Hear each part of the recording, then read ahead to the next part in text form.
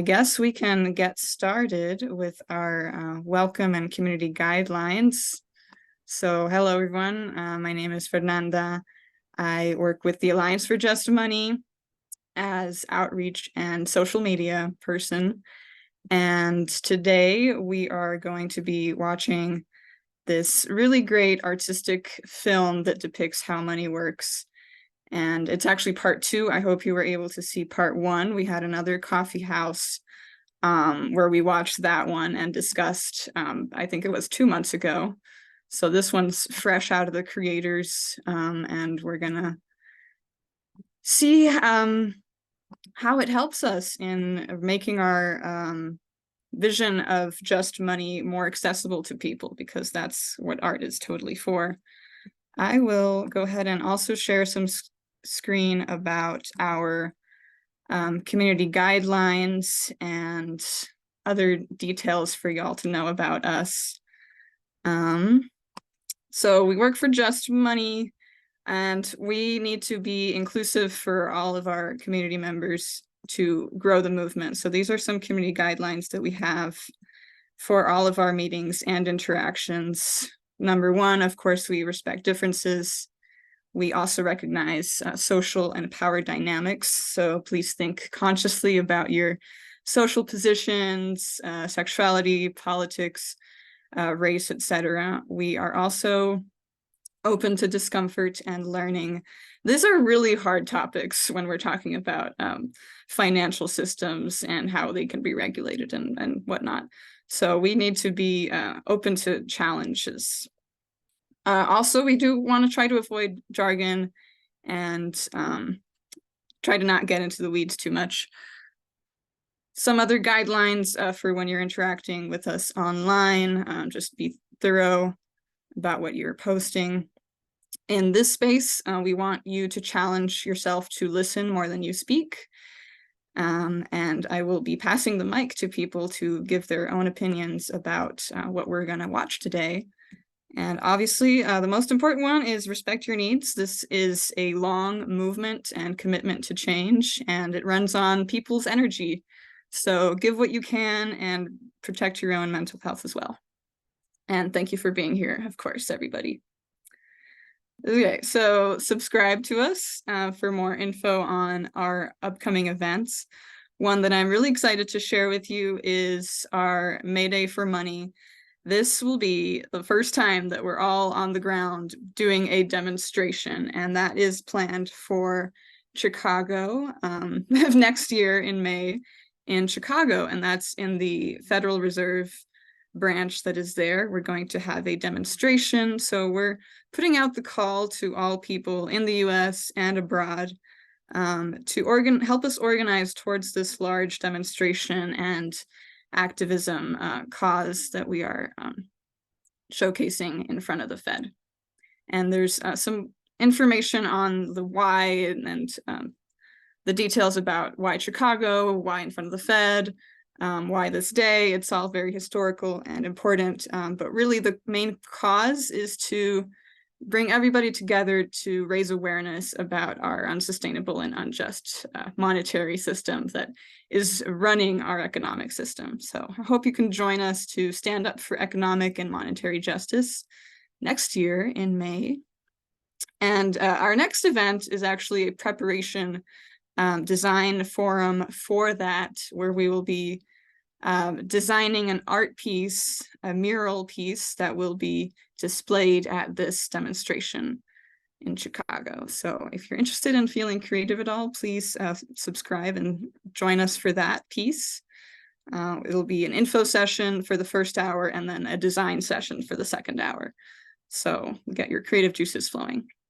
Anyway, for today, we're gonna hop right in, unless there's any questions, to watch our lovely film.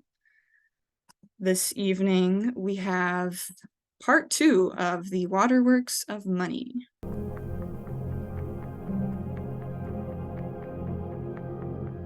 Amazing. Thank you, tech host Ryan, for that. All right, first off, maybe we need to go into questions on if people saw part one. One of the features that isn't addressed in this one is money creation. And at AFJM, we ascertain that the banks create new money when they are giving out loans. Somewhere it mentioned there that the banks don't always have the reserves for what they're lending. That is, in fact, quite true. So with that argument, yeah, just a lot to digest there. How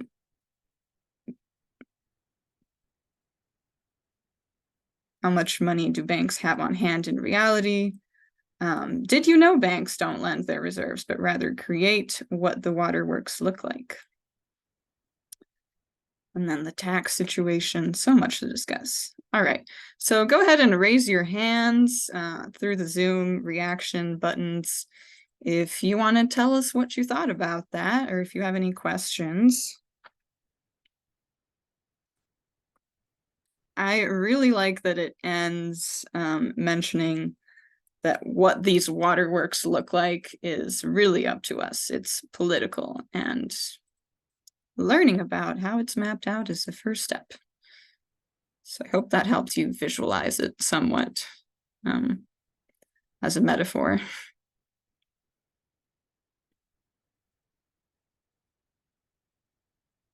Yeah, go ahead, Nick. Hello. I thought it was excellent. And I've seen the other one a couple of times. You know, we had the Coffeehouse or whatever that went over it, but I've seen it once or twice before that. And I think it would be helpful to get in touch with the people that created the waterworks and talk to them about the just money, publicly created money that we're proposing and what the system, because they talk about changing it and maybe working around the edges of the system without going right to the heart of it and changing the whole process of money creation. But Yeah. the visual here and just the way it's narrated is really just wonderful, I think. Yeah, and it opens the discussion, like when people can see the flow of money and really begin to question, what do we water and what do we let run dry, what can run dry, that really helps us map out what's essential in our society and what's essential for keeping the balance on our finite planet, and what do we really need to water. We need to water the actual environment, not the greed of those at the top.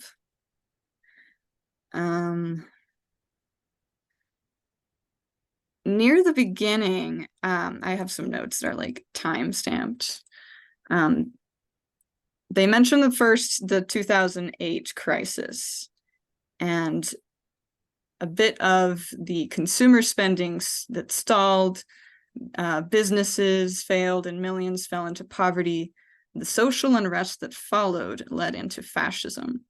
That was actually mentioned right there in the video. So I'm posing the question to the audience, how do you see the connections between these economic hardships and the political environment that can emerge? We'll take a question from Joe.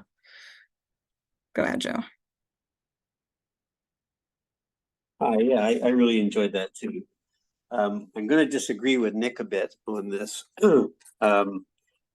Ultimately, no question,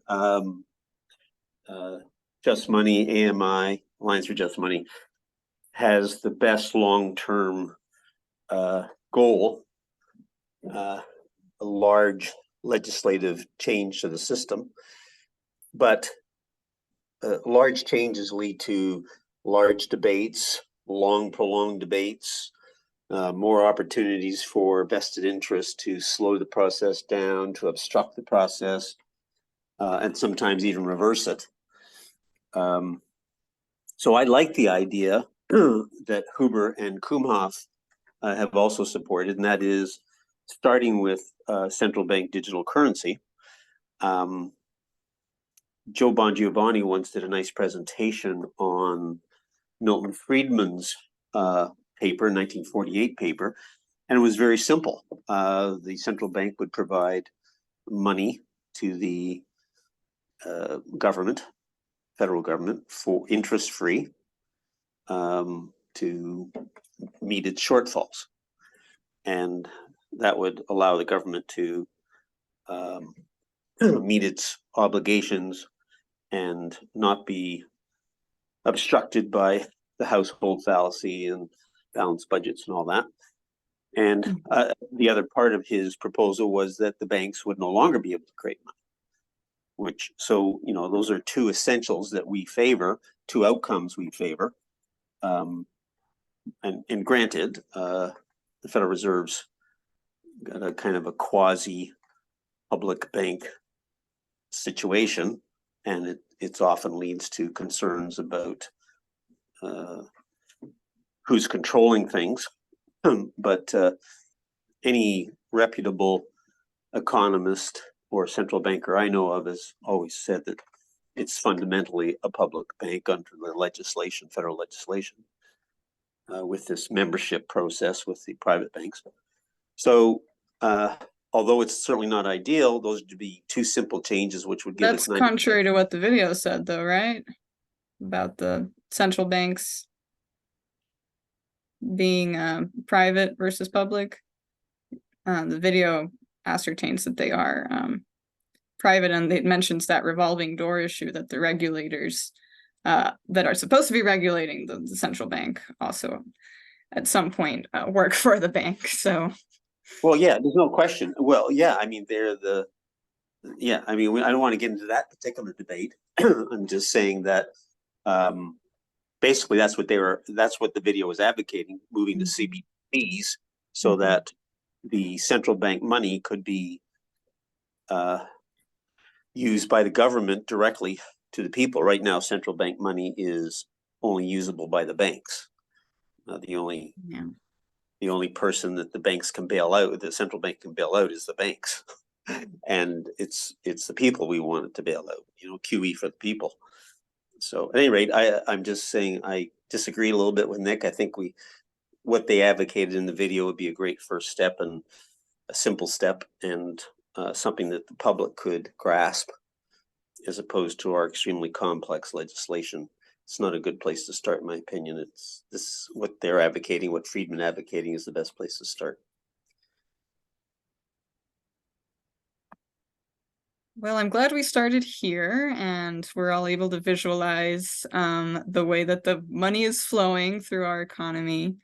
And yeah, there are some solutions presented in that video, those two channels. One, as Joe mentioned, is the CBDCs, making it an easy way to get money from central banks straight to the people without having this many middlemen. Cool part of the video, it also like has the drawing of those pipes and the middlemen like skimming off the top when it's talking about pension funds.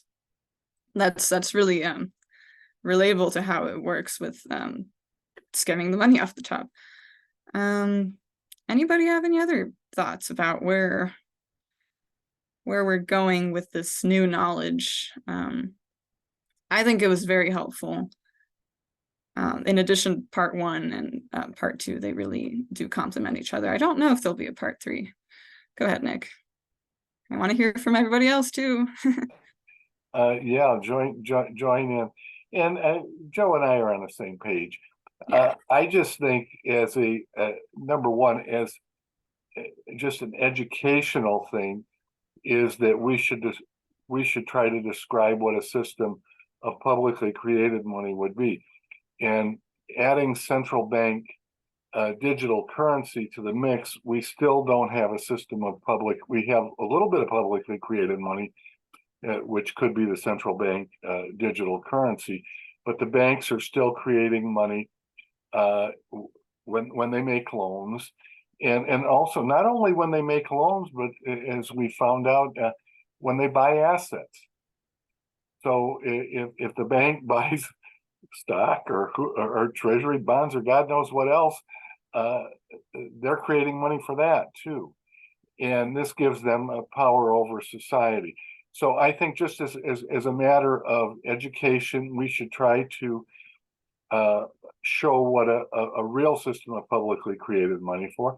We should try to get that, and if all we get is some central bank digital currency, at least at the start, okay, I'll say that's better than nothing, but that doesn't mean that we want to give up the trying to get the whole ball of wax and educating people on that. It may not happen right away, but that's what we should ask for. Otherwise, you know, when you're negotiating, you don't tell them what your bottom line is, you tell them what your top line is, what you really want, I think. So we've had the discussion for a while, and it's just a matter of a little bit of a difference of opinion, what's the best way to do it. Yeah. My opinion is we need to fulfill people's needs first. Maybe UBI will do that first, and then they can go on to learning about the whole complexity. See Richard Robbins raising their hand. Also, Adrienne's probably in line after. Go ahead. Well, first of all, I want to, you know, reiterate what a great, you know, thing they've done with that. I think one of the main things is that they've actually presented another model for understanding the economy as a series of monetary streams, you know, promoted or, you know, somehow dammed up. But one thing I question to all of you, I mean, I've seen the first one, although it's been a while. They don't talk in their model about debt, though, do they? At least I don't recall them mentioning it. And of course, you know, the money creation process is a debt creation process, because again, our money is created as interest-bearing debt. And that seems to be a critical thing for various reasons that I think we have to consider. Mm-hmm. Yeah, I think it's a little hard to represent the debt, but that the phrase of what we let run dry, probably beyond this whole like infrastructure of the map, you'd see like the people in a ditch without any water. That's what the debt would look like. And that's really tragic. And I'm glad you brought up that that's how the system works right now. For every dollar that there is, somebody is holding the debt of that dollar, and not enough money is created to pay off the interest. That's absolutely right. And that's a thing we hope to address with our reform. Go ahead, Jimmy. Yeah, it's related. Could you describe the central bank digital currency and whether that is a debt-based money, or is that a positive money? From how I understand it, I think it is not a debt-based money. But please chime in, Nick, Joe, Mary, experts. Well, that's created out of thin air, essentially. So it's not debt-based. You know, one other point about debt is that it's a critical thing to consider because, of course, debt is what holds up the whole economy. And to a great extent, the debt it mirrors the idea of labor. They say labor holds up, the workings of the economy. The repayment of debt holds it up, and of course is one of the major factors in the redistribution of wealth upwards. Because of course, since money is created as debt, have to be repaid with interest. That in fact is that rate of return. And loans are the primary thing that investors invest in. About 70% of all, rate of return in financial instruments are debt-based instruments. So debt becomes, again, a much more central idea because it not only explains a lot about inequality, but it also paves the way or suggests various ways in which that debt can be used. Much the same way the Republicans of the United States are using the threat of not paying the debt to negotiate and get what they want. So debt becomes, I think, a much more central element, both in terms of what it does and what it could possibly do in terms of a negotiation tool.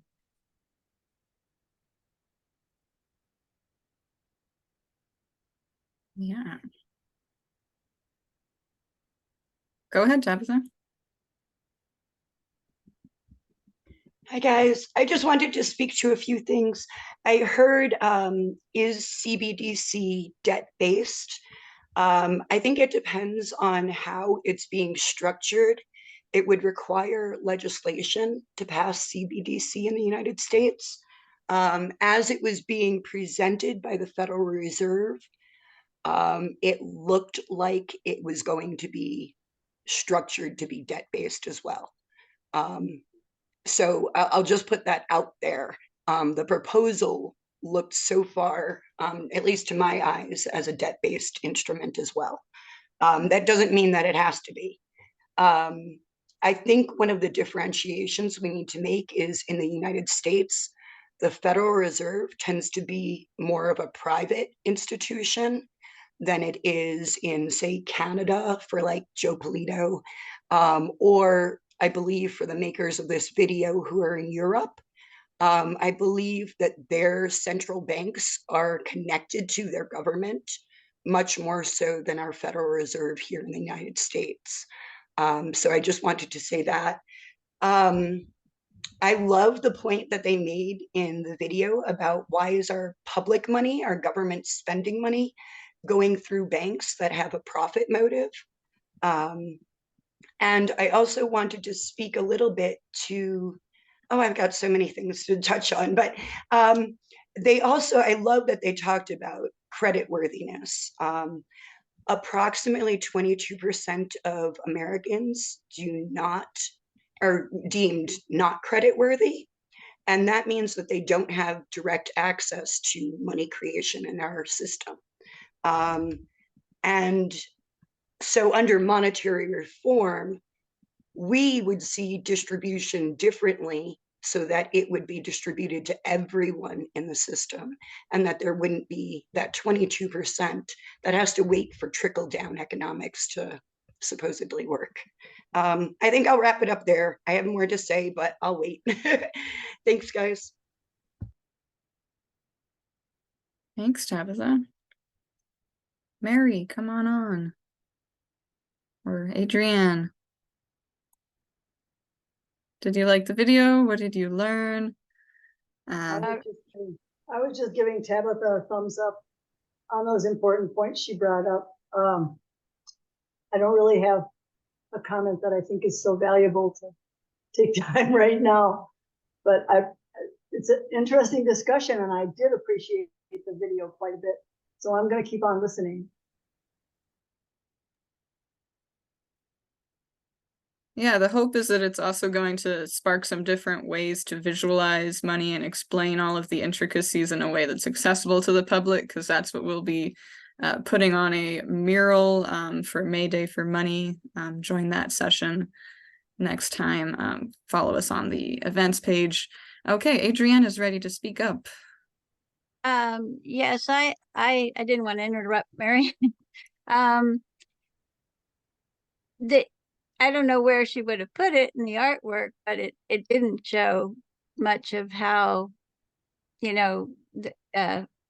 the resources to make a lot of these things are coming from the earth and how, the earth extraction wasn't in the picture. And I think, I guess my other question was answered about the banks. On one hand, she was saying the banks are not elected officials, and then she said, let's give the bank all this power, the central bank, the ability, but she explained that it's different in other countries. They're not as private. I remain confused about, I don't feel like the issue is that money is made from debt so much. It's credit. I feel like the issue that messes things up the way my limited understanding of it is that the issue is that the interest on debt is never created. Mhm. And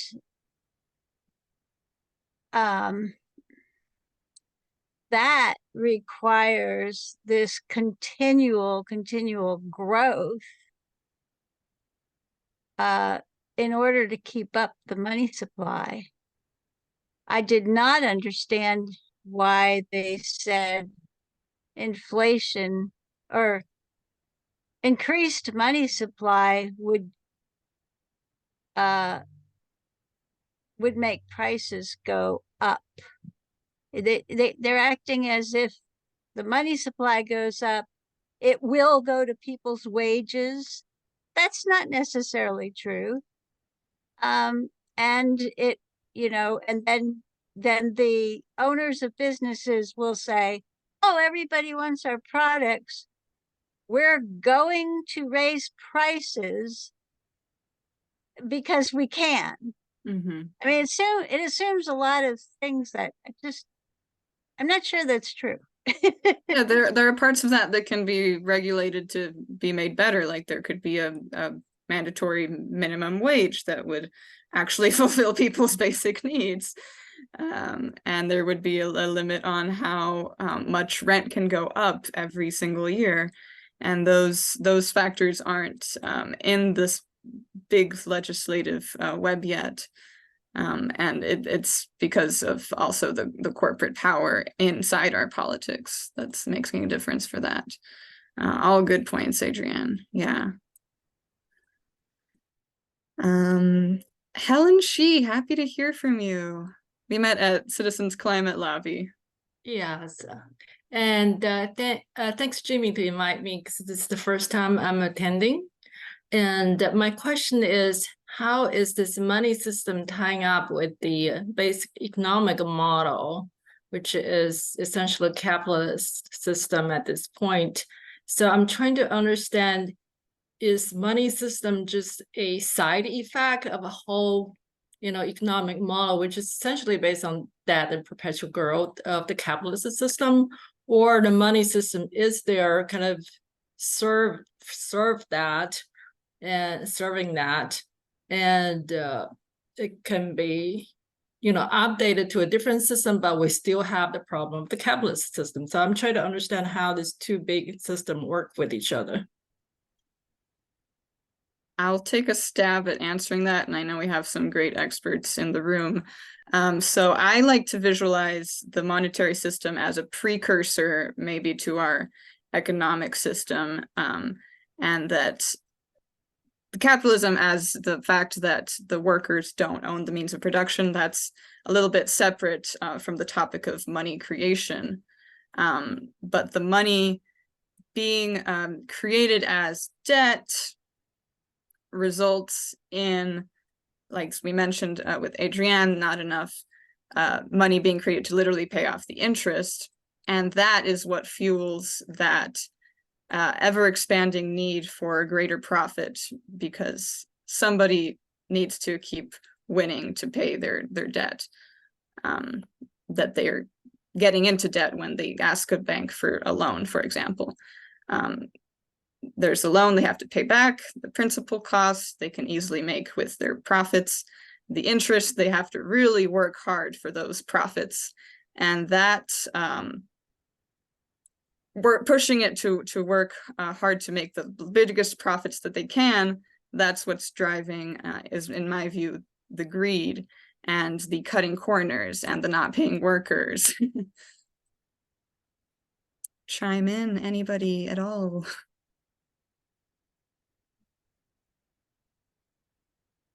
Nick wrote a whole book about it, so let's hear from him.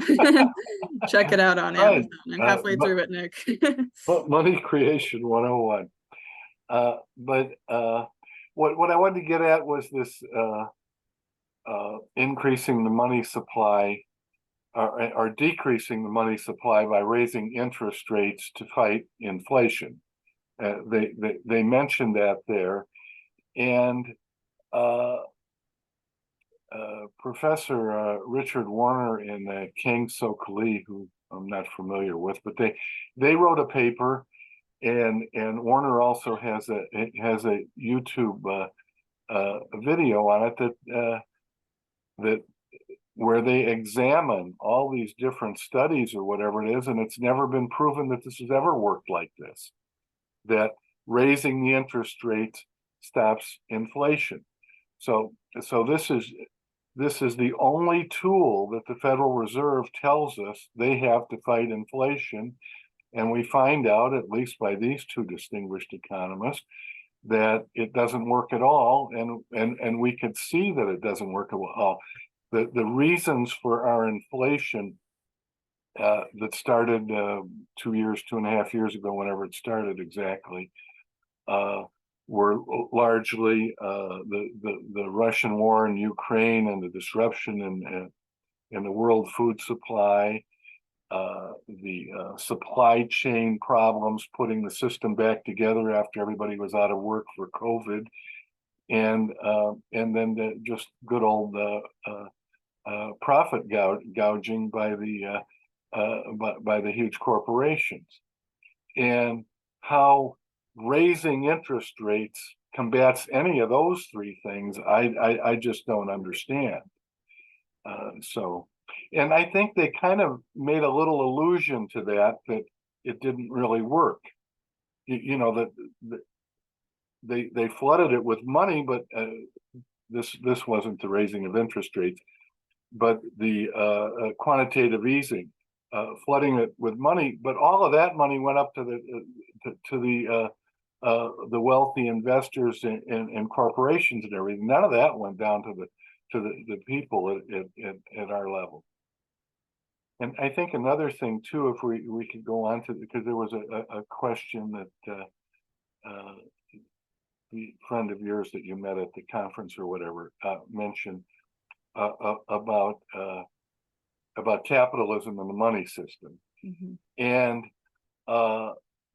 I don't think that this is a good system for capitalism, the way money is created by banks or whatever it is. But I think that they are, we could change the money system to a system of publicly created money, and we could still have a capitalist system of markets or whatever. The whole thing that I tried to get at in my books, and it's in book 3, which book 2 will be out pretty soon, but book 3 will be out in a couple of months. What was that? And I lost my train of thought there. So that's what happens when you get old, I guess. So anybody can ask me. Maybe it'll trigger it. We got your back, Nick. Okay. We're all in this together. Mary, you have some additions onto the capitalism and monetary system question, perhaps? Yeah, I love that question, and I'm always trying to figure out a good way to answer it that gets through to people, and that is correct, and I'm learning. So I'm going to take a stab at it, but I'll be really grateful if people will please respond if it seems right and if it makes sense or not. So the relationship between capitalism and bank credit. We should remember that the bank credit system, what we're talking about in this Waterworks video, what we're living with all the time, the bank credit system was formalized when the Bank of England was created in 1694. Kind of at the end of the feudal European period and kind of at the beginning of capitalism. So what I think happened is giving banks the power to create money for people to invest, for example, in fitting out slave ships or going to Indonesia to bring back the nutmeg, or to do all those colonial things. That money was invented by banks as like taking a risk, okay, I believe you guys can do it. And a lot of times there would be failure, but then sometimes there would not. So, and likewise, that kind of money created by banks as debt, credit debt, somebody owes, somebody gets paid, all the same thing to me. That money is what allowed for the development of capitalism, you know, to research and build the steam engines and whatnot. So to me, the bank credit system is a foundation of capitalism. And then the other thing I would say to it, besides that history part, is that I know people who say, well, capitalism, you're talking about a system of capital. And this is now today. And so if the banks are creating the money, well, that is the capital. If you really want to set up production of something, you need money to invest in it, right? The money is the capital. And so the banks who are creating it and deciding who gets to use it for what, we could say that the banks, I'm sorry, my light went funny. It's funny anyway, but it went worse. We can say that the banks are the ultimate capitalists who have the power to direct the economy for their own advancement. They never claim they're doing it for public purpose. We know they're not doing it for public purpose, but they have all that power. Okay, I'm not trying to get into a rant, but can that be said better, or is that right according to what everybody here, your experience is? Are you talking to me? Everybody, I'm talking to you. Let's hear from Richard. Richard's raised his hand. Okay. I can't find my my hand raising thing icon. First of all, let me back up a second. I said before that the bank, the money supply created by central banks is not debt based. It is, of course, debt based, because essentially they create the money by buying government securities. At least the U.S. Federal Reserve does it that way. And so essentially what they're doing is buying bonds from the government, which then have to, of course, be paid back. Part of I was interested to hear about the pension fund, by the way, in the Netherlands, because in the U.S., the Social Security money that people put in has to be invested in government bonds. And so when you hear about, again, the U.S. debt, a huge portion of the U.S. debt is in fact owed to its citizens in the form of pension payments. And again, that's, usually, certainly politically, a lot of people don't talk about that. But I think, Mary's point is a good one. I mean, the whole system was created when William III needed money to fight his war with France, and created the Bank of England by borrowing £2 million and giving them the exclusive right to create money. The key to that, and I have to go back to the Waterworks thing to see how, to what extent that's built in. That creates the whole system whereby finance essentially takes over. And the primary number that finance looks at is the rate of return. And the Bank of England, in a sense, when they created, in a sense, bonds, created the benchmark rate of return at 6 to 8%.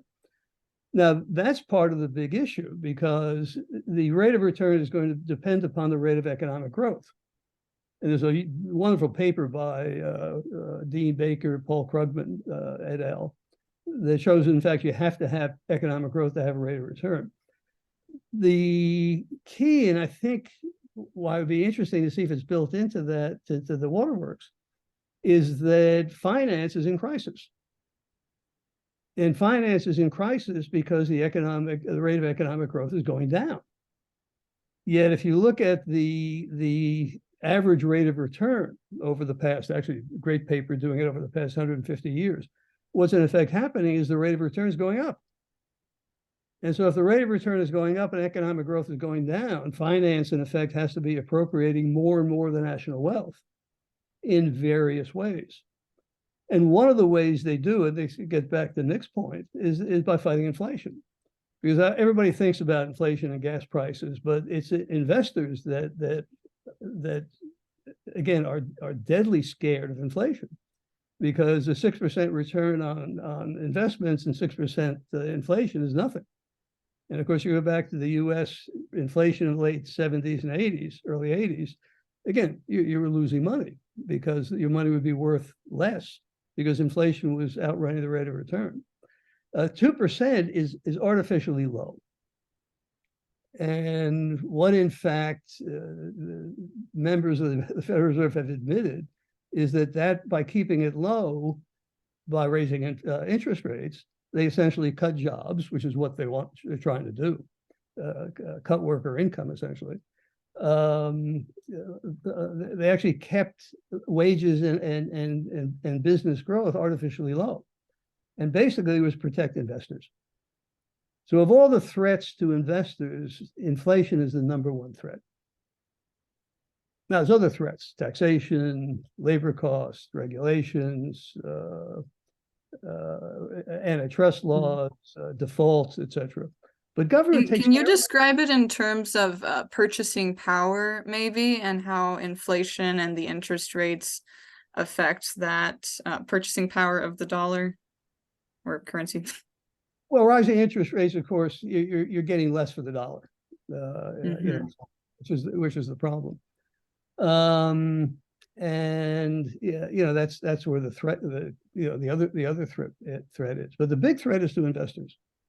That's their bête noire.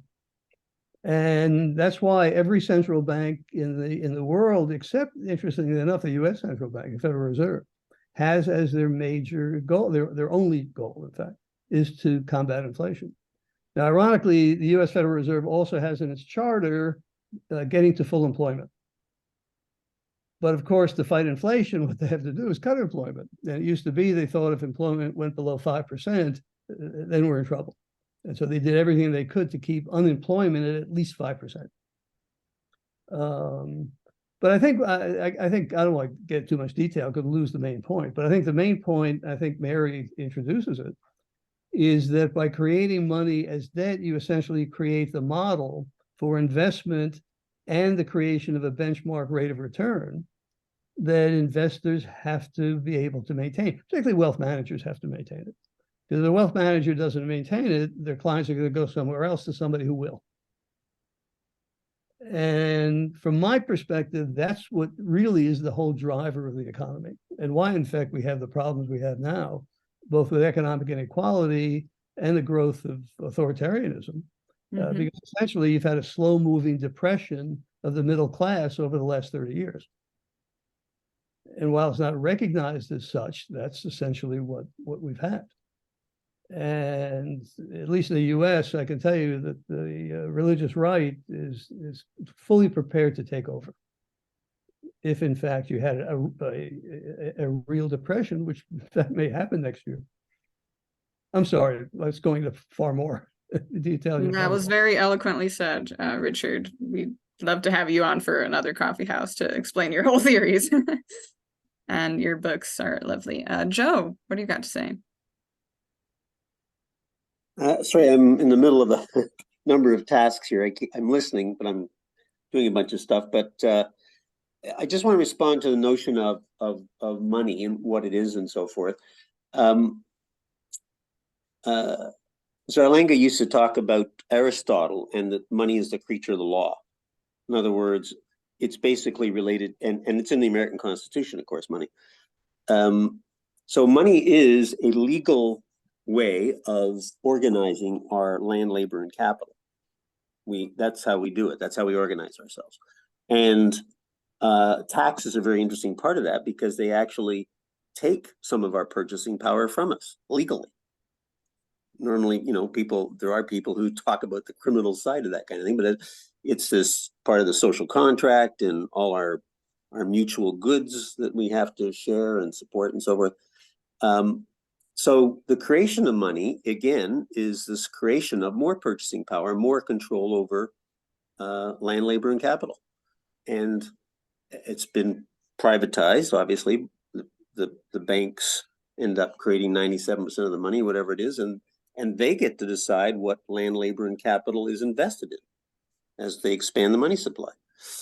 And I definitely think I've heard these comments about the American Central Bank, and you know, maybe that's something we should have a coffee house on, because I do not, you know, like I saw one figure where the banks, private banks got, or the regional banks got a $2 billion dividend in 2015 or something, and the federal government got 85 billion or something.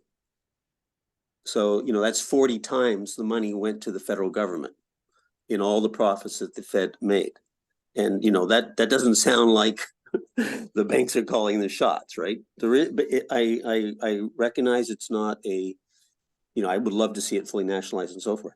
But the central bank digital currency can be used, and Tabitha's quite right, depending how you design it, but it can definitely be used for the government and the people to have non-wealth extracting banking money. And again, I urge everybody to reread Milton Friedman's 1948 paper on the monetary framework. And that was a vision based on the Chicago plan, which we are very much in favor of.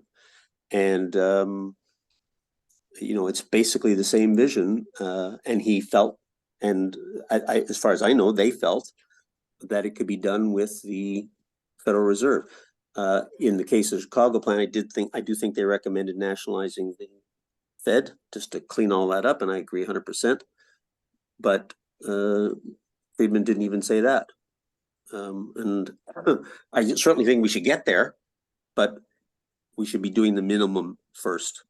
And that's why I think the central bank digital currency is a good idea. And I think our members and people new to this should look at some of our videos by Huber and Kumhof. Yeah, there's certainly lots to learn, and we're sharing plenty of resources in the chat. So please be sure to make sure you save the chat, going to those 3 little dots next to it and just click save so you don't lose any of these links. What's really useful about having these coffee houses that are open to the public, and we tried to invite people who are new to this movement and are just beginning their journey about monetary reform. So I'd like to hear from somebody who's new at this, and where your confusion is, what helped in the video and in this discussion to get you to a better place of understanding what needs fixing in our monetary system. Helen, for example, I don't know how far along you consider yourself as a monetary reformer. I'm relatively new. I'll actually, you know, share I wrote a blog post about my journey towards this movement, so I'll go ahead and share that in there too. But yeah, I think it's a great, our mission with these is to bring more people to discuss all of these complexities, and we all need to be more educated on the history and maybe read a bit of Milton Friedman or Silvio Gesell and Demeridge and other modern thinkers, of course. And our request, therefore, with this education to our government is that we really all work together to redesign our monetary system for the better. And there's actually a petition I am supposed to share in this link in this chat for y'all to consider signing and share with your own respective groups. It is an ask from the American Monetary Institute. It is an open letter that will be shared with the attendees of the COP28. Yeah. Community of Parties, was it that stands for? It's the UN discussion about climate change. There's been 28 of them. We haven't gotten any closer to finding the real solution or changing the systemic roots of the problem, and monetary reform is definitely one route. So there is a little letter there for you to read and sign on to. And any questions, Mary? And so the letter is about the relationship between money and climate troubles, right? Yeah. And the COP28 that we want to send it to, that we're hoping to have a lot of signatories, it's next week. It starts the 30th of November. So I'm kind of excited about that initiative. I'm really happy they wrote the letter, and the more sign-ons we can get, the more traction it might get, or attention by the people who are attending. Because in all the 28 COPs, have they ever talked about the relationship with bank credit? Ever once? No, I think they've talked about divestment, but people in the divestment movement still think that the money we're putting into fossil fuels comes from people's bank accounts, which is notably false. Oh, okay, thank you. Yeah, so we do need to Jimmy? expand that question about where's the resources for this degradation of our environment coming from, and why do these people have the power to do that in the first place? Right. I see a hand from Jimmy. Yes, it has come up, at least in the sense of financing what needs to be done in the South, and making the fund available for the global South to finance things that need to be done, and also tangentially related to the letter. I think that something like 35% of our gross national product is government spending, and so that would be money that I would think that, the government, though there's a huge amount of momentum behind it, it can't decide to change it day to day, week to week, or year to year even. But that a lot of, a huge chunk of the economy still debt financed, but is the decision about where it's going to be placed is being made by the government, has been made by the government. So not all of the investment decisions are in the hands of commercial banks. And also, as I understand it, a big part of the Inflation Reduction Act was making funds available, government-backed loans or financing for a lot of different energy, related projects, solar and wind, and investment in that area. So the government does have a tremendous amount of clout in directing where investments are made, even when they're commercial loans. I don't know what to respond to that. Anybody? Mary? Maybe I'm sticking my neck out here. I wonder what you'll think of this, Jimmy. Basically, yes, I agree that the government is responsible for spending some 35% of the money in the circulation in the GDP, you said. Now, a big part of that is money, what they call non-discretionary. That's, well, they blame it on us old people, Social Security and whatnot. But then, I don't know how much of it, but then I think that the second biggest amount of that money, well, would it be non-discretionary as well, I guess, actually goes to interest payments. The second biggest item on the federal government's spending list is interest. And then after that comes all they call it defense. I call it war. All the war spending. And so, I'd be all right with the government spending a little more on solar power and education and healthcare and whatnot. Because I feel like the government spends so much more on war than on other things, because that's called discretionary. Like they have a choice. But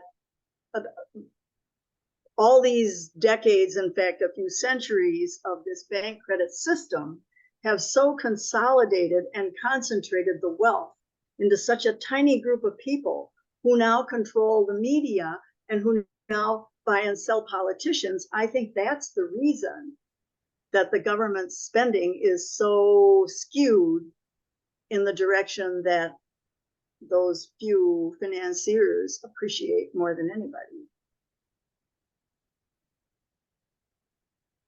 Just to respond, yes, I completely agree that even though it may be the government has the power to direct it, the government has been captured by business, by the defense industry and the fossil fuel industry and big business that is really the one pulling the strings. The banks. Absolutely. That is why we work closely as well with the Move to Amend crew that are trying to address the issue of money in politics and the corporate rule and corporate personhood issues that are really skewing our laws. And since money is in existence by law, we all need to be a little educated about what the laws are and how they are made. And right now, yep, it's corporations. So we are going to be ending at 7:30. So I'll take one last comment from Adrienne, and I want to hear from people who are new to this. Abhijit, did you have anything to say? Jan, Howard, Manuel? Joe Polito Margaret, left the Margaret. meeting. Joe Polito has joined the meeting. Okay, Joe. Go ahead, Abhijit. Hello, everybody. Thank you for having me. It was really nice session. I'm extremely new to this, and I'm looking forward to learn new things about money reforms. The first question that I want to ask is, can artificial intelligence help ourselves in finding loopholes? Enriquez to everyone. Yes, there was a time around two. Hello. Go ahead. Sorry, there was a tech issue. Yes. Can artificial intelligence help us to fill loopholes that we are looking for? And the second thing is the crony capitalism that I think is the main issue if we really want to democratize the money. Yeah, thank you. Awesome questions. I don't know if there's been discussions on AI being used to, it's definitely used for like investors to predict which one's gonna boom or bust, but probably for sustainable systems, we should use it to decide which ones need what funding and when. Nick, you probably have an opinion on that. An opinion on AI? I just saw this guy from the chat GDP or whatever it is, that was one of the head designers that he got fired today or yesterday. It was just on the news just before I logged on here. And along with I think 500 people maybe have left. Whatever I can't remember the name of the group that formed the chat GDP. And Sam Altman, is that the answer, Helen? Yeah, OpenAI is what it was. Yeah. But thing, and this is not in the first book. We get into the discussion of AI, and who was the guy from England who was on the machines all his life, smartest man in the world. He worked on the Big Bang Theory, proving it. I'm forgetting his. What he said was, could not compete against artificial intelligence if it's allowed basically have its way. Lots of food for thought. I do look forward to all of your book series there. I think there is a lot more to research on the uses and variations of different artificial intelligence. ChatGPT is just the one that rearranges words in an intelligent fashion based on what's already on the internet, but it doesn't give you the correct answer. So in fact, if you've asked it how is money created, it might not refer you to the admission by the Central Bank of England that it is created out of thin air when new loans are directed. So do be cautious with those when you're using AI. I see a lot of potential with it, but we'll have to make sure that ethical people are in the seat of the designer, and people work more ethically when they have their needs met. So I will keep working for monetary reform so that we can all get our needs met and our planet will be stable. And yes, thank you everybody for coming. I will put up again the flyers for our upcoming event. I hope you can make it and join our design team for this mural artistic co-creation, a singing tree of a just and democratic economy. And I do hope you can sign on to be a volunteer in Chicago next May, or join the design, the planning teams, and help us do the outreach and get more people to know about May Day for Money. We might even be releasing a toolkit so people can do local demonstrations as well, even if they can't go all the way to Chicago. We'll share the chants and the banners and everything that you need to know to make your own splash in your locality about the money crisis that we're really all in. So with that, yeah, thank you for sharing the link. Thank you everybody for coming. We'll be having lots more events between now and the new year, and possibly one about just money for the just transition, relating it more to the climate issues. So if that's of interest, please stay in touch. And yeah. Great job, Fernanda. Thank you, Joe. Thank you. Yes, I will share. Thank you, everyone.